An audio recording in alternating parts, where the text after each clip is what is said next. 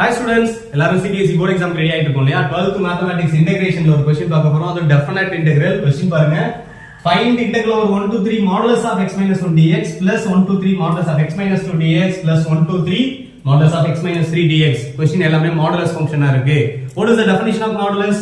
Modulus of x is equal to minus x if x less than 0 plus x if x greater than 0. அதாவது x negative values approach பண்ணும்போது minus x ஆகும்.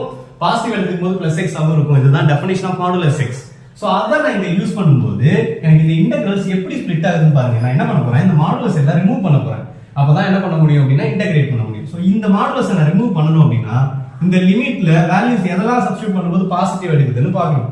So நான் என்ன பண்ண போறேன், 1 ல இருந்து 3 வரைக்கும் இதுல எங்க சப்ஸ்டிட்யூட் பண்ணாலுமே we get positive values only, நெகட்டிவே வராது. சோ நான் டைரக்டாவே என்ன பண்றேன், 1 2 3 x - 1 dx னு எடுத்துக்கிறேன். டைரக்டா மாடுலஸ் ரிமூவ் பண்ணிட்டேன். பட் ரெண்டாவது ஃபங்க்ஷன்ல போகும்போது 1 to 3 இருக்கு லிமிட். 1 ல இருந்து 2 வரைக்கும் போடும்போது எனக்கு என்ன ஆகும் அப்படின்னா நெகட்டிவ் வேல்யூஸ் வரும்.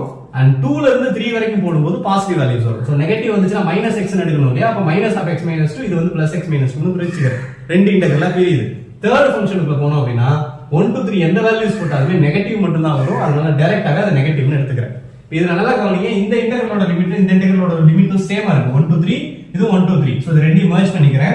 x - 1 - x + 3 dx ன்னு வந்துருது. இந்த ரெண்டு இன்டெகிரலையும் அப்படியே எழுதிக்கிறேன். இத சிம்பிளிஃபை பண்ணா we get 2 dx அப்படினு வருது. இந்த ரெஸ்ட் ஆஃப் தி ஃபங்க்ஷன்ஸ் ரெண்டும் அப்படியே இருக்கு. இப்போ இன்டகிரேட் பண்ணனும். எப்படி இன்டகிரேட் பண்ணனும்?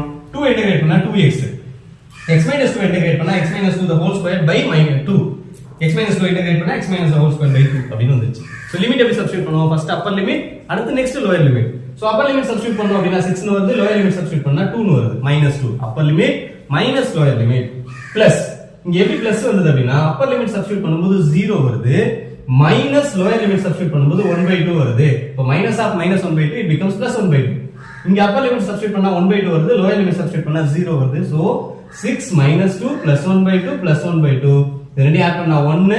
So 7 - 2 sorry 6 + 1 7 - 2 is equal to 5 அப்படினு ஆன்சர் கிடைச்சிருக்கு. Thank you.